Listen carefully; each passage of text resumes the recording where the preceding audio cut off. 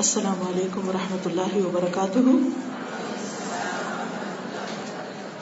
نحمده ونصلي على رسوله الكريم. اما بعد فاعوذ باللہ من الشیطان الرجیم. بسم اللہ الرحمن الرحیم. رب اشرح لي صدری ويسر لي امری واحلل عقدۃ من لسانی یفقهوا قولی. آپ سب کے بیچ میں اپنے آپ کو پا کر بہت خوشی محسوس کر رہی ہوں. میں سوچ کر آئی تھی کہ آج بچوں کی تربیت سے متعلق کچھ باتیں کروں گی، لیکن میرے سامنے ماشاءاللہ بہت سی ینگ بچیاں بھی ہیں، اس لیے کچھ باتیں ان کے حوالے سے. مجھے بے پناہ مسرت ہے کہ الحمدللہ آپ نہ صرف یہ کہ اپنی دنیا حاصل کر رہے ہیں، بلکہ اس کے ساتھ ساتھ آپ کے بچوں کو اور خواتین کو دین کی تعلیم حاصل کرنے کے بھی بہترین مواقع میسر ہیں. اور خاص طور پر یہ بات کہ جو کچھ آپ کو مل رہا ہے وہ خالص پیور ہے، جس کی اب دنیا میں بہت کمی ہو گئی ہے. کیونکہ جس طرح غذا میں خالص چیزیں کم ہو گئی ہیں، اسی طرح خالص دین کا ملنا بھی ایک بہت مشکل کام ہو گیا ہے. تو اس پر ہم سب اللہ تعالیٰ کا جتنا بھی شکر ادا کریں اتنا ہی کم ہے. بسم اللہ الرحمن الرحیم. ابھی جن آیات کی تلاوت کی گئی سورۃ التحریم کی آخری آیات کی، وہ خاص طور پر خواتین سے متعلق تھی. اس میں بھی جو آخری آیت تھی، وَمَرْيَمَ ابْنَتَ عِمْرَانَ الَّتِي أَحْصَنَتْ فَرْجَهَا فَنَفَخْنَا فِيهَا مِنْ رُوحِنَا وَصَدَّقَتْ بِكَلِمَاتِ رَبِّهَا وَكُتُبِهِ وَكَانَتْ مِنَ الْقَانِتِينَ. یہ آیت ایک مسلم خاتون کے لیے، ایک مسلم بچی کے لیے زبردست تعلیمات رکھتی ہے اپنے اندر. اس آیت میں مریم علیہ السلام کے پورے کردار کو چند لفظوں میں سمو دیا گیا ہے. بہترین کوالٹیز ہمارے سامنے رکھ دی گئی، اور ہم سب کے لیے مریم علیہ السلام ایک بہترین رول ماڈل ہے.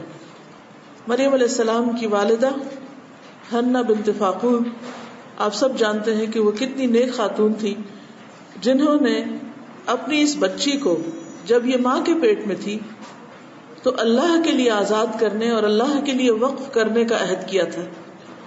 اور اللہ سبحانہ وتعالیٰ نے ان کی یہ تمنا، آرزو اور نظر بہت اچھی طرح قبول فرمائی. اور پھر جب مریم علیہ السلام کی ولادت ہوئی تو ان کی تعلیم و تربیت کا بھی بہترین انتظام فرمایا. وَأَنبَتَهَا نَبَاتًا حَسَنًا. اللہ نے خود ان کی تربیت کا ذمہ لیا اور ان کو بہترین طور پر ایک بہت اچھی بچی بنا کر اٹھایا، کیونکہ ان سے ایک بڑا کام لینا تھا. اور وہ کام کیا تھا؟ عیسیٰ علیہ السلام کی ولادت بغیر باپ کے. بہت بھاری ذمہ داری تھی ان پر. بہرحال وہ عام بچیوں سے مختلف طریقے پر ایک خاص ماحول میں پلی. ان کے آس پاس نیک لوگوں کی صحبت تھی. زکریا علیہ السلام ان کے کفیل تھے. وہ ان کی ضروریات یعنی دنیاوی یا مادی ضروریات پوری کرنے کے ذمہ دار تھے، لیکن اس کے باوجود اللہ سبحانہ وتعالیٰ نے ان کے لیے بہترین رزق کا انتظام کیا. آج کی گفتگو خاص طور پر اس ایک آیت کے حوالے سے کروں گی. وَمَرْيَمَ ابْنَتَ عِمْرَانَ. اور مریم جو عمران کی بیٹی تھی، ان کی خاص خوبی کیا تھی؟ وہ کس چیز سے پہچانی گئی؟ وہ اپنی پاک بازی کی وجہ سے، پاک دامنی کی وجہ سے، اپنے حیا کی وجہ سے، اپنے آپ کو ہر برائی سے بچانے کی وجہ سے. اور خاص طور پر اللہ تعالیٰ نے واضح طور پر واضح الفاظ میں اس کا ذکر فرمایا، التی احصنت فرجہا، جس نے اپنی شرمگاہ کی حفاظت کی تھی. یعنی اس نے کوئی غلط کام نہیں کیا تھا. ایک لڑکی کے لیے، ایک عورت کے لیے جو اس کی سب سے بڑی خوبی ہو سکتی ہے وہ کیا ہے؟ پاک بازی، پاک دامنی، کہ وہ پاک دامن ہو، محسنہ ہو. اس کے شادی سے پہلے کسی مرد سے تعلقات نہ ہو، کسی لڑکے کے ساتھ دوستی نہ ہو، کسی کے ساتھ وہ محبت کی پینگیں نہ بڑھائے. والدین تو چاہتے ہیں کہ اپنی بچیوں کو پروٹیکشن دیں، لیکن بعض اوقات ماحول کے اثرات سے ایسے ایسے فتنے سامنے آتے ہیں کہ انسان کی عقل دنگ رہ جاتی. اور آج کے دور میں گھر کے اندر ایسی چیزیں موجود ہوتی ہیں. ٹیلی ویژن بھی اب بہت پیچھے رہ گیا ہے, موویز بھی پیچھے رہ گئی ہیں. انٹرنیٹ کے فتنے سے جو کچھ سامنے آ رہا ہے, اور جس طرح پورنوگرافی اور فحاشی اور بے حیائی اور ہر قسم کی تصویروں سے اور ہر قسم کی عریاں چیزوں سے ہماری ینگ نسل کو ایکسپوز کیا گیا ہے, یہ ایک بہت بڑی آزمائش ہے. اور خصوصاً اس وقت جب بچیوں کی شادی نہیں ہوتی ہے, شادی میں تاخیر ہو جاتی ہے اور جوانی کی عمر ڈھلنے لگتی ہے, تو ان کے لیے آزمائش اور بھی بڑھ جاتی ہے. لیکن آپ دیکھیے کہ اللہ سبحانہ وتعالیٰ نے مریم علیہ السلام کی تعریف کتنے خوبصورت الفاظ میں کی, اور سب سے پہلے, یعنی آگے بھی ان کی تعریف میں چیزیں آ رہی ہیں, لیکن جو پہلا ان کو کریڈٹ ملا یا پہلا جو آنریبل لقب ان کو ملا یا ان کی تعریف کی گئی, وہ کیا تھی؟ التی احسنت فرجہا. اس لیے میری پیاری بیٹیوں, پیاری بہنوں, ہم سب کو اپنے آپ کو اس معیار پر قائم رکھنا ہے, اپنی عزت, اپنی حیا کی حفاظت کرنی, اپنے جسم کی حفاظت کرنی. اور سورۃ الاحزاب کی خوبصورت آیت جس میں ازواج مطہرات کا کردار بتایا گیا, ازواج مطہرات کو بھی کیا حکم دیا گیا؟ وقرن فی بیوتکن ولا تبرجن تبرج الجاہلیۃ الاولی, کہ اپنے گھروں میں ٹک کر بیٹھی رہو اور دور جاہلیت کا تبرج یعنی اپنی زیب و زینت اور اپنے خوبصورتی, اس کا اظہار نہ کرو, اس کو ظاہر نہ کرو. اور وہ ہمارے لیے بہترین رول ماڈلز ہیں.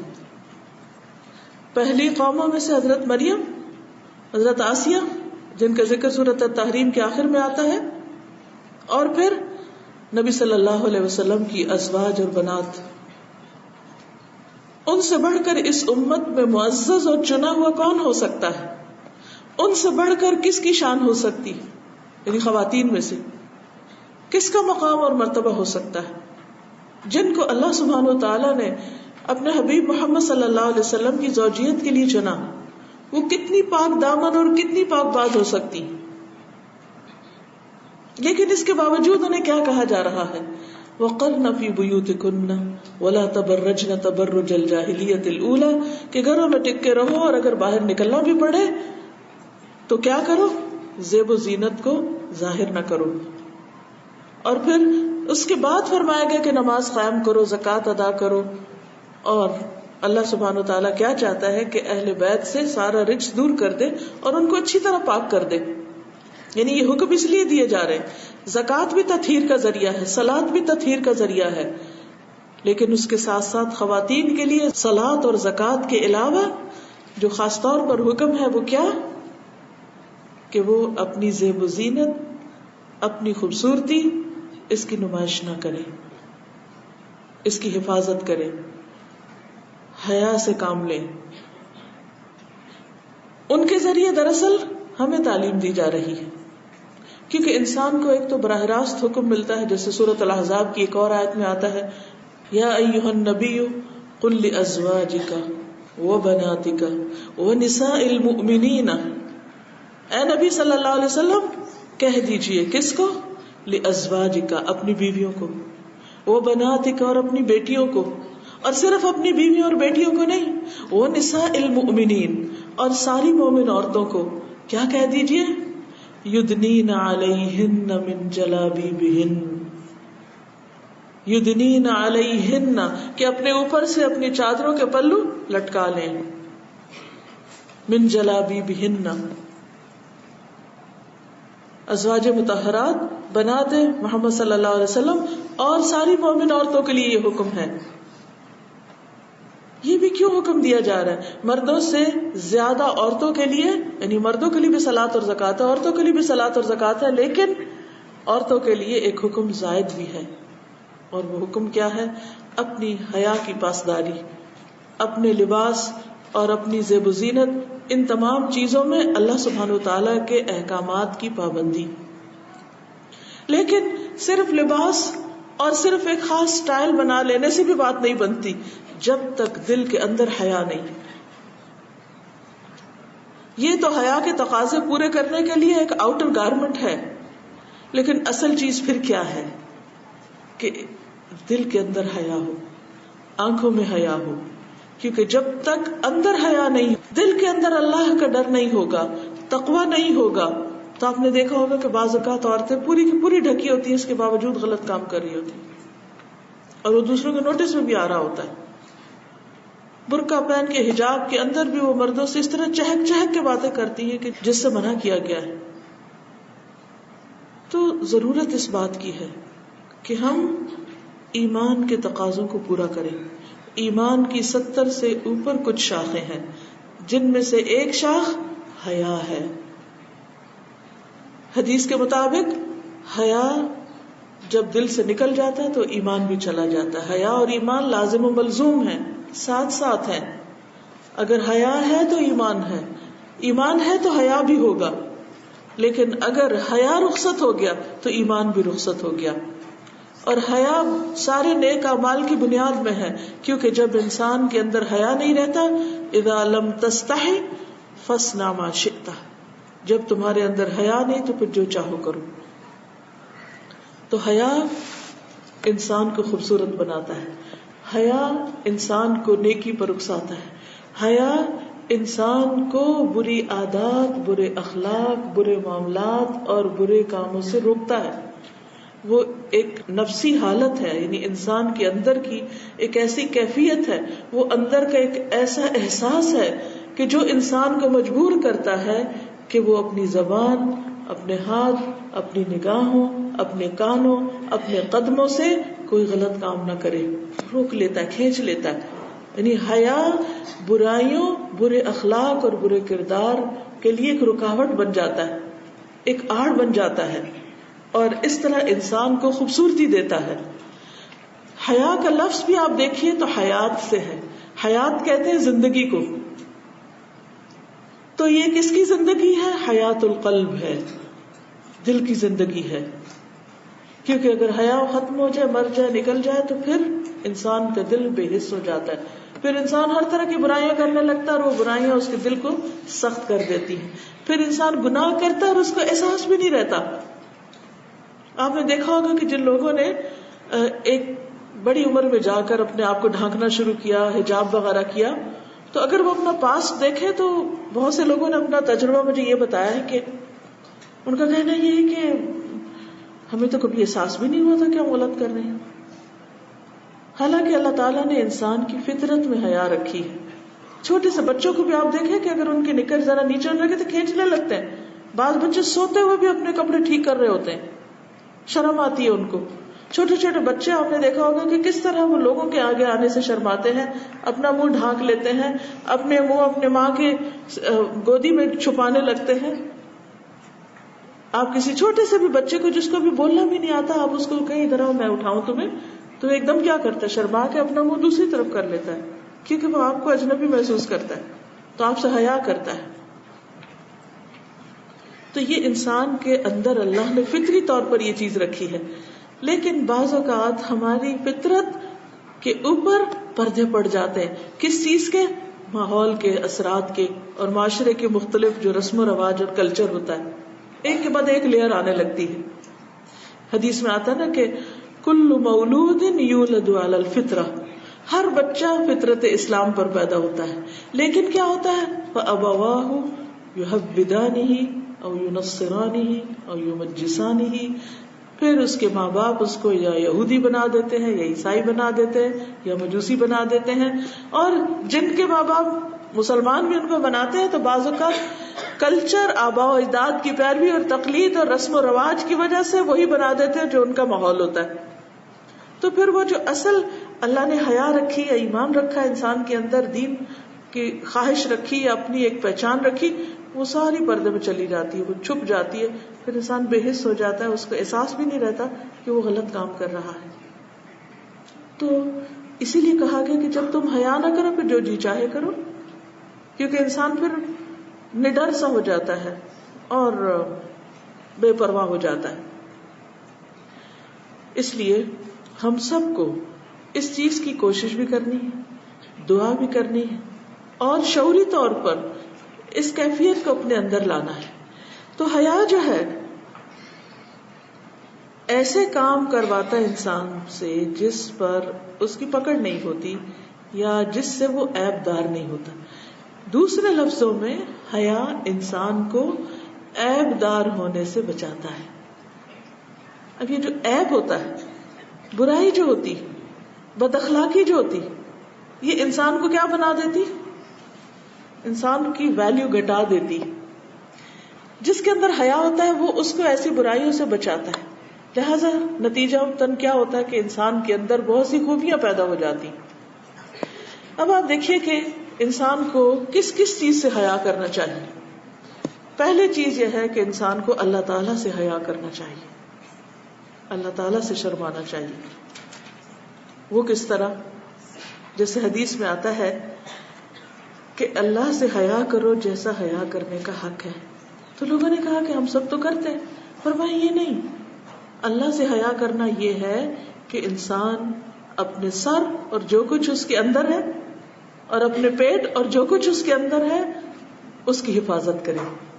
سر کے اندر کیا ہے؟ دماغ ہے، خیالات ہیں. پیٹ کے اندر کیا ہے؟ کھانا پینا اور شرمگاہ ہے، اور انسان کے سینے میں اس کا دل ہے. تو گویا دل میں جو خیالات آتے ہیں، پیٹ میں جو لقمہ لے کے جاتا ہے، اور انسان کے جو ازدواجی تعلقات ہیں یا انسان کے جو مرد اور عورت کے تعلقات ہیں، ان کے اندر بھی ایک حیا ہو، اور یہ حیا اللہ تعالی سے ہو. اب ہم کیا سوچ رہے ہیں اس وقت؟ آپ کیا سوچ رہے ہیں بیٹھ کے؟ کوئی نہیں جانتا. کون جانتا ہے؟ صرف اور صرف اللہ جانتا ہے. ہمارے دل میں کیا کیا خواہشات ہیں، کیسے کیسے خیالات ہیں، اس میں ایمان کی حرارت ہے یا نفاق کا اندھیرا ہے، اس میں کسی کے لیے حسد ہے یا حقد ہے یا غل ہے یا نفرت ہے، بغض ہے، کسی کو نہیں پتا، اللہ کو پتا ہے. اب ہم اپنے دل میں یہ چیزیں نہ رکھیں، یہ کیسے ممکن ہے؟ کب یہ ہو سکتا ہے؟ صرف اس وقت جب ہم اللہ سے حیا کرتے ہیں. دیکھیے کہ جب کسی نے آنا ہوتا ہے تو ہم ہر چیز صاف کرتے ہیں نا، گھر صاف کرتے ہیں نا. ہم ہر گندی چیز کو یا ڈھانک دیتے ہیں یا صاف کر دیتے ہیں یا چھپا دیتے ہیں، اس میں کپڑا ڈال دیتے ہیں. کیوں؟ کہ مہمان آ رہے ہیں، فلاں آ رہا ہے، وہ کیا کہے گا، کیا انہوں نے گھر کو کپڑ خانہ بنا رکھا ہے. اور جب کوئی جتنا اسپیشل آتا ہے اس کے لیے ہم اتنا اسپیشل پریپیئر کرتے ہیں اس کو، کہ وہ دیکھے گا تو کیا کہے گا. بندہ مومن بندوں سے زیادہ اپنے رب کے بارے میں سوچتا ہے کہ میرا رب میرا دل دیکھتا ہے، میری سوچوں سے واقف ہے، میں کیا کر رہا ہوں تنہائی میں، لوگوں سے چھپا کر، کسی کو نہیں پتا، اس کو پتا ہے، اس کو پتا ہے. مجھے یہ نہیں سوچنا. شیطان تو چاہتا ہے وسوسے ڈالے، لیکن جس دل کے اندر حیا ہوتا ہے، ایمان ہوتا ہے، وہاں شیطان کا تیر آ کے لگتا ہے وسوسے کا تو وہ ایمان کی حرارت اس کو جلا دیتی. اذا مسهم طائف من الشیطان تذکروا، فوراً ان کو ہوش آ جاتی. فاذا هم مبصرون، وہ دیکھنے لگتے ہیں کہ اوہ یہ کیا ہوا، یہ کیا چیز آ کے لگی. یعنی شیطان کا وسوسہ جو برا برا خیال ڈالتا ہے، چاہے وہ کسی انسان کے بارے میں ہو، چاہے کوئی بے حیائی کا خیال ہو، چاہے کوئی بری چیز ہو جس کے بارے میں ہمیں نہیں سوچنا چاہیے. ہم جب کچھ دیکھتے ہیں غلط، چاہے وہ ٹیلی ویژن پہ ہو یا کمپیوٹر کی اسکرین پہ یا فیس بک پہ یا کہیں پر بھی کسی بھی بری ویب سائٹ پہ، اماں ابا سو رہے ہیں، بہن بھائی بھی سو رہے ہیں، ہم اکیلے ہیں، ہمارے موبائل پہ ہے سب کچھ، ہم دیکھ رہے ہیں. کون دیکھتا ہے اس وقت؟ ہمیں کون دیکھ رہا ہے اس وقت؟ اللہ تعالیٰ. اگر حیا ہوگا، ایمان ہوگا تو فوراً انسان ڈر جائے گا. انسان سوچے گا اللہ تعالیٰ کیا کہیں گے کہ اس نے اپنے دل کو کیسا کباڑ خانہ بنا رکھا ہے، اس کی نگاہیں کیا دیکھ رہی ہیں. میوزک سنتے وقت کیا خیال آئے گا؟ کسی کو نہیں پتا ہم کیا سن رہے ہیں. ہو سکتا ہے اماں کو دھوکہ دے رہے ہوں کہ ہم تلاوت سن رہے ہیں، لیکن ایک بٹن بدلنے کی دیر ہوتی ہے نا اسی گیجٹ سے. ادھر سے ادھر، اوپر سے نیچے کسی اور چیز پہ کلک کر دے، کسی کو نہیں پتا، کوئی نہیں دیکھتا. اور اب تو اتنے چھوٹے چھوٹے وہ کانوں میں ڈالنے والے ہوتے ہیں کہ ہم لوگوں کے بیچ میں بیٹھ کے بھی چھپا کے سب کچھ سن سکتے ہیں. کوئی نہیں دیکھ سکتا، کوئی نہیں جانتا. کون دیکھتا ہے، کون سنتا ہے، کون جانتا ہے؟ کون ہے السمیع العلیم؟ کون؟ اللہ. تو جب تک اس سے حیا نہ کریں گے، جب تک اس سے نہیں ڈریں گے، جب تک اس سے نہیں شرمائیں گے کہ وہ کیا کہے گا کہ یہ لڑکی کیا کر رہی ہے، اللہ تعالیٰ میرے بارے میں کیا سوچے گا، مجھے تو اس کے سامنے جا کے کھڑے ہونا ہے، اس نے میرا حساب لینا ہے، اس نے مجھ سے پوچھنا ہے. میں بھلا کسی نان محرم سے چھپ کے کہاں سے باتیں کر سکتی ہوں؟ میں گندی گندی باتیں نہیں کر سکتی، میں اپنی زبان سے ایسی کوئی بات نہیں نکال سکتی، میں کسی لڑکے سے دوستی نہیں کر سکتی. کیوں؟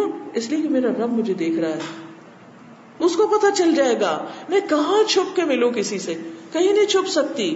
وہ دیکھتا ہے، ہر جگہ وہ دیکھتا ہے. عالم الغیب والشہادہ، سامنے بھی، حاضر بھی اور چھپے ہوئے بھی، سب کچھ اس کا نظر آتا ہے. رات کے اندھیروں میں بھی دیکھتا ہے جب کوئی نہیں دیکھتا ہمیں. زمین کے اوپر بھی دیکھتا ہے، پانی کے اندر تہوں میں بھی دیکھتا ہے، زمین کے اندر بھی دیکھتا ہے، اور زمین کی گیلی مٹی اور جو اس کے نیچے وہ بھی سب اس کو پتا ہے. وہاں کیا کیا ہے ہمیں نہیں پتا. تو سب سے پہلے ہمیں کس سے حیا کرنا ہے؟ اللہ تعالی سے. اور اس سے حیا کی وجہ سے اپنی آنکھوں کی حفاظت کرنی ہے. نان محرم کو نہیں دیکھنا، کیونکہ صرف مردوں کے لیے نہیں حکم، عورتوں کے لیے بھی ہے نا. کیا فرمایا اللہ تعالیٰ نے سورۃ النور میں؟ وَقُلْ لِلْمُؤْمِنَاتِ يَغْضُضْنَ مِنْ أَبْصَارِهِنَّ وَيَحْفَظْنَ فُرُوجَهُنَّ وَلَا يُبْدِينَ زِينَتَهُنَّ إِلَّا مَا ظَهَرَ مِنْهَا. اور آیت آگے تک. کیا مطلب ہے؟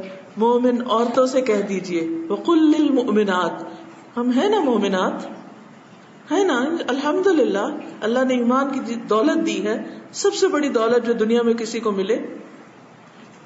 کیا کریں وہ؟ یغضضن من ابصارہن، نگاہیں جھکا کے رکھیں. کس چیز سے؟ جن چیزوں سے اللہ نے دیکھنے سے منع کیا. یہ نہیں کہ ہم مردوں کو ویسے نہ دیکھیں اور ان کی تصویریں دیکھتے رہیں، یا بل بورڈز پر جو خوبصورت تصویریں ہوں مردوں کی وہ دیکھنا شروع کر دیں. نو، نہ تصویروں میں ہمیں اس طرح گھور گھور کے کسی مرد کو دیکھنا ہے اور نہ ہی عملی زندگی میں دیکھنا ہے، سوائے اس کے کہ جس کو دیکھنا اللہ نے حلال قرار دی. ہاں، ضرورت کے وقت کسی سے بات کرنی ہو تو انسان کر سکتا ہے، اس کی اللہ نے اجازت دی ہے، لیکن بری نظر سے دیکھنا منع ہے. یعنی حیا والی نظر سے دیکھنا ہے، بے حیائی والی سے نہیں. وَيَحْفَظْنَ فُرُوجَهُنَّ، وہی صفت جو مریم علیہ السلام کی اللہ تعالیٰ نے بتائی، وہی ہم ہر مومن عورت کے لیے. زنا سے پرہیز، اپنے لباس کو اس طرح رکھنا کہ جس سے ہمارے قابل شرم حصے کسی کو نظر نہ آئے، سی تھرو نہ ہو، ٹائٹ نہ ہو کہ جسم کا ایک ایک حصہ الگ الگ نظر آ رہا ہو، گویا لباس پہنا ہی نہیں. کیونکہ حدیث میں آتا ہے نا کہ بہت سی عورتیں ایسی ہیں کہ جو لباس پہن کر بھی ننگی رہتی ہیں، اور ان کا انجام بھی بڑا ہولناک بتایا گیا ہے. آپ کو وہ حدیث یاد ہے جو مسلم میں آتی ہے کہ آپ صلی اللہ علیہ وسلم نے فرمایا تھا کہ میری امت کے 2 گروہ ایسے ہیں، صنفان من اہل النار لم ارہما، عورتوں سے متعلق، ونساء کاسیات عاریات ممیلات مائلات رؤوسہن کاسنمۃ البخت المائلہ لا يدخلن الجنۃ ولا یجدن ریحہا وان ریحہا لیوجد من مسیرۃ کذا وکذا. کیا مطلب ہے؟ وہ عورتیں جو لباس پہنے ہوں گی مگر پھر بھی برہنہ معلوم ہوگی، لباس پہن کر بھی ننگی دکھیں گی، دوسروں کو اپنی طرف مائل کریں گی، اٹریکٹ کریں گی اپنے لباس کے ذریعے. ایسا لباس پہنے گی، ایسے چلے گی کہ دوسرے ان کی طرف مائل ہوں اور خود ان کی طرف مائل ہوں گی، یعنی مردوں کے پیچھے جائیں گی.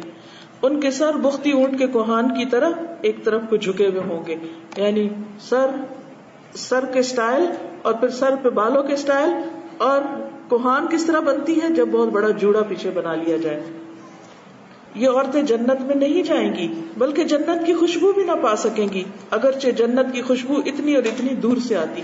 متفق علیہ روایت ہے، حضرت ابو ہریرہ نے اس کو روایت کیا ہے.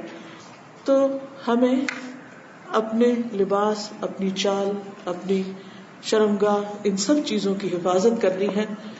اور جو بھی اللہ تعالیٰ نے ہم پہ پابندیاں لگائی ہیں وہ دراصل ہمارے فائدے کے لیے لگائی ہیں. ہمیں محفوظ کیا ہے، ہمیں عزت بخشی ہے، تو اپنی عزت کی حفاظت کرنا ہے. اور یہ اسی صورت میں ہو سکتی جب انسان کے اندر یہ خیال آ جائے کہ میرا رب مجھے دیکھتا ہے، اللہ مجھے دیکھ رہا ہے، میرا شوہر نہیں دیکھ رہا، میرا بھائی نہیں دیکھ رہا، میرا باپ نہیں دیکھ رہا، میری ماں نہیں دیکھ رہی، میرے اور کسی کو نہیں پتا، لیکن میرا رب ہر جگہ دیکھ رہا ہے. میں کہاں چھپ سکتی ہوں؟ کہیں بھی نہیں چھپ سکتی. پھر آپ دیکھیے ملائکہ سے حیا. ملائکہ سے حیا کیا ہوتا ہے کہ انسان تنہائی میں بھی ننگا ہو کے نہیں بیٹھتا. کیونکہ انسان اگر اپنے جسم کے بھی قابل شرم حصوں کو بار بار دیکھے، یعنی ایک تو نا ضرورت نہاتے وقت انسان نہا رہا ٹھیک ہے، لیکن اپنے جسم کو بھی شیشے میں دیکھنا یا اس کے ساتھ کھیلنا یہ بھی درست نہیں. کیونکہ جب انسان لباس اتارتا ہے تو فرشتے اس سے پرے ہٹ جاتے ہیں، وہ حفاظت میں نہیں رہتا، پھر پروٹیکشن سے باہر آ جاتا ہے، پھر شیطان قریب آ جاتا ہے اور انسان کے اندر بے حیائی کے خیالات ڈالتا ہے. تو اس لیے اس سے بھی بچنا چاہیے.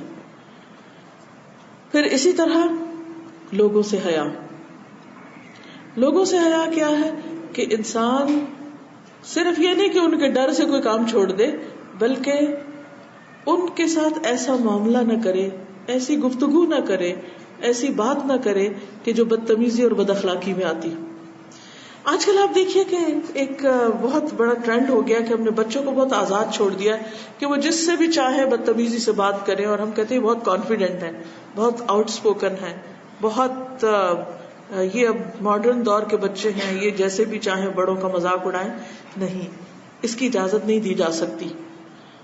بچوں کو حد الوسع بچپن سے ہی بڑوں کا ادب، احترام اور تمیز سکھانی چاہیے. منہ پھٹ ہونا کوئی خوبی کی بات نہیں، بدتمیزی سے بات کرنا کوئی بھلی بات نہیں. دوسرے کے ساتھ جب گفتگو کرے انسان تو اس کا مرتبہ اور مقام پہچانے. کس سے بات کر رہا ہوں، کیا بات کر رہا ہوں، کیوں کر رہا ہوں.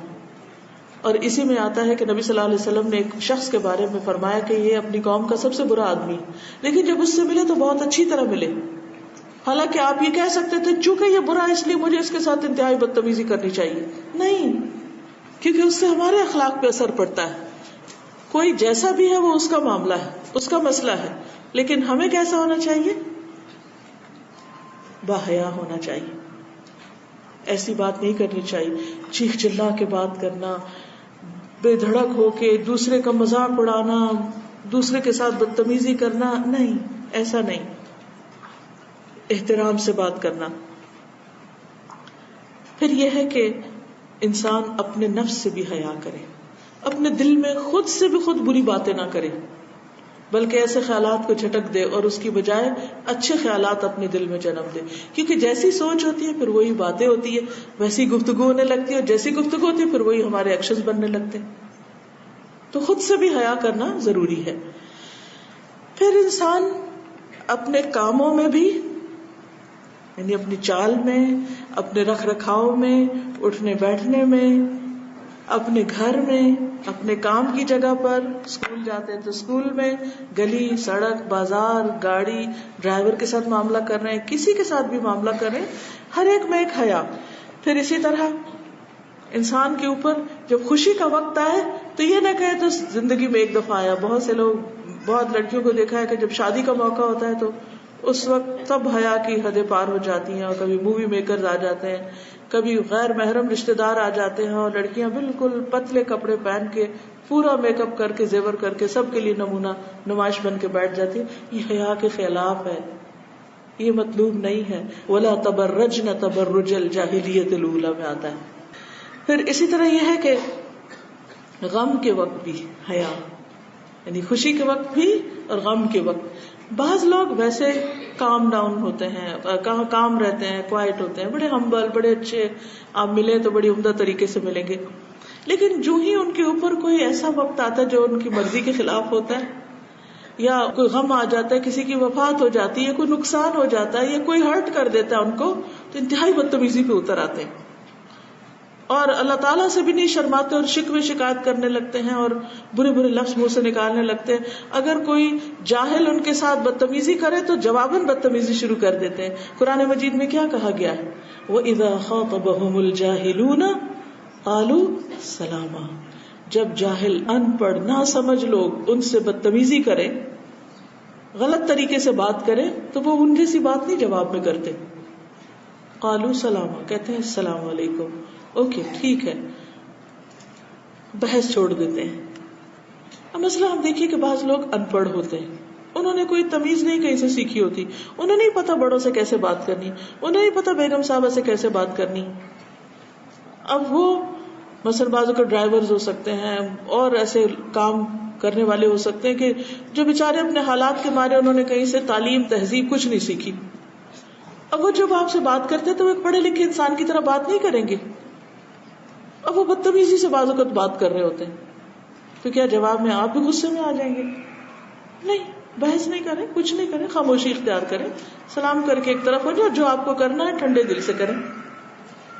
تو یہ حیا کے منافی ہے کہ انسان غم میں، پریشانی میں، تکلیف میں کیسا ہو جائے؟ بد اخلاقی پہ اتر آئے، بری باتیں زبان سے نکالے، یہ اس کو حق نہیں. پھر اسی طرح یہ ہے کہ اجتماعی معاملات میں جب ہم اکٹھے ہو کے کوئی کام کرتے ہیں، ٹیم ورک. ابھی مجھے بہت خوشی ہوئی کہ اتنے نیشنلٹیز کے لوگ اکٹھے ہو کر یہاں پر آپ کام کرتے ہیں، بہت ہی اچھی بات ہے، بہت پسندیدہ ہے، مطلوب ہے.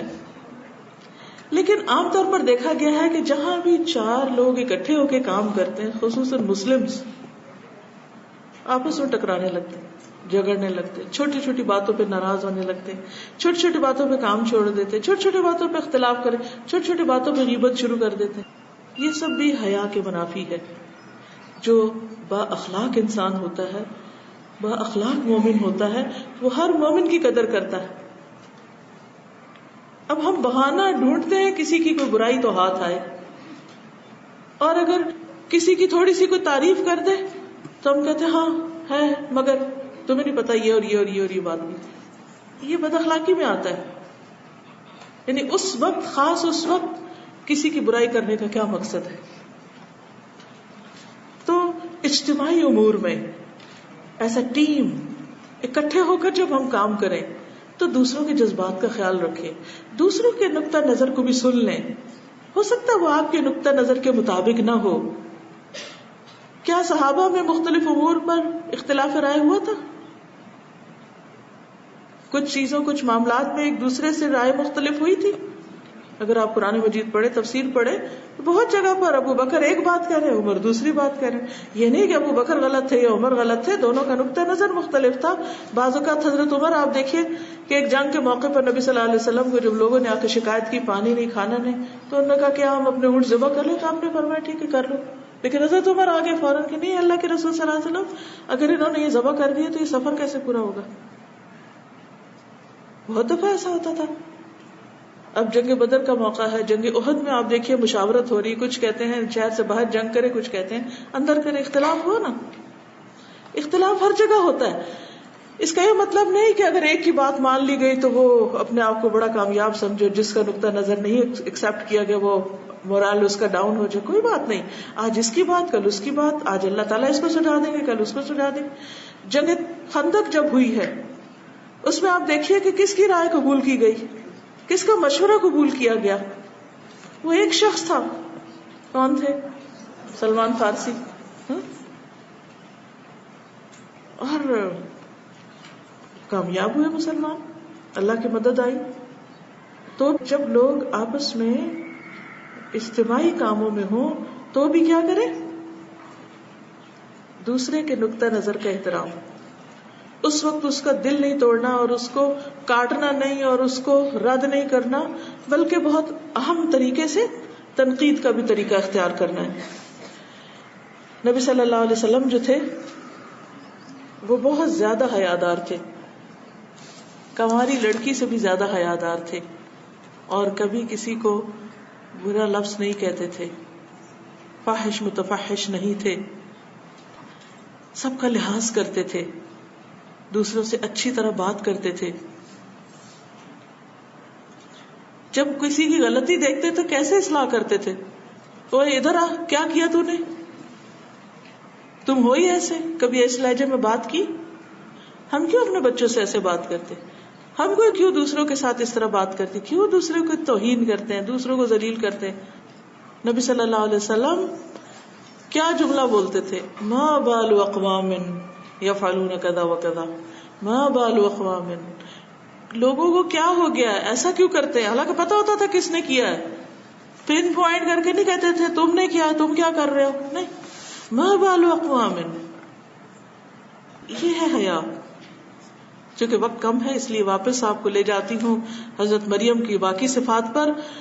احسنت فرجہا فنفخنا فیہا من روحنا، اور کیا صفت تھی؟ وصدقت بکلمات ربہا وکتبہ، حضرت مریم نے اپنے رب کے کلمات اور کتب کی تصدیق کی. بحیثیت ایک مسلمان لڑکی کے، ایک مسلمان عورت کے، ہمیں کیا کرنا ہے؟ اللہ تعالیٰ کے کلام، اللہ تعالیٰ کے احکامات، اللہ تعالیٰ کی کتب قرآن مجید کی تصدیق کرنی. تصدیق کرنے کا مطلب کیا ہے؟ کہ یا رب اس میں جو کچھ ہے کیا ہے؟ سچ. جو کچھ ہے سچ ہے. وَكَانَتْ مِنَ الْقَانِتِينَ، اور وہ قانتین میں سے تھی. ہم سوچے کیا ہم ہیں قانتین میں سے؟ ان المؤمنون والمؤمنات والمسلمین والمسلمات والقانتین والقانتات.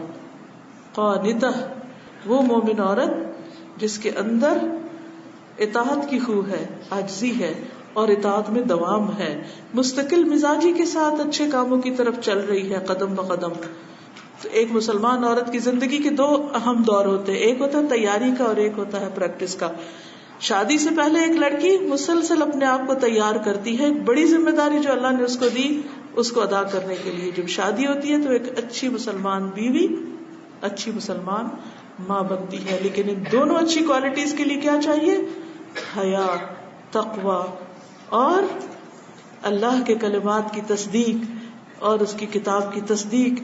اس لیے بچیوں سے میں کہوں گی کہ وہ شادی سے پہلے دین کا اچھی طرح مطالعہ کریں، اور خصوصاً ایک اچھی بیوی اور ایک اچھی ماں کیا ہوتی ہے اس پر ضرور توجہ دیں، تاکہ جب آپ اس رول میں آئیں تو اس وقت ہاتھ پاؤں نہیں مارو کہ اب ہم کیا کریں، کیسے کریں. ہم اپنے بچوں کو دنیا بھر کے ہنر سکھاتے رہتے ہیں لیکن جو کام انہیں کرنا ہی کرنا ہے اس کی طرف توجہ نہیں دیتے. تو میری دعا ہے کہ اللہ تعالیٰ ہم سب کو وہ کرنے کی توفیق دے کہ جو واقعی ہمارے لیے نفع کا باعث ہو اور مسلمانوں کے لیے بھی نفع کا باعث ہو اور تمام دنیا کے انسانوں کے لیے بھلائی کا باعث ہو. اللہ تعالیٰ آپ سب سے راضی اور خوش ہو. آپ سب کے پیشنس کا شکریہ. جزاکم اللہ خیرا. السلام علیکم ورحمۃ اللہ وبرکاتہ.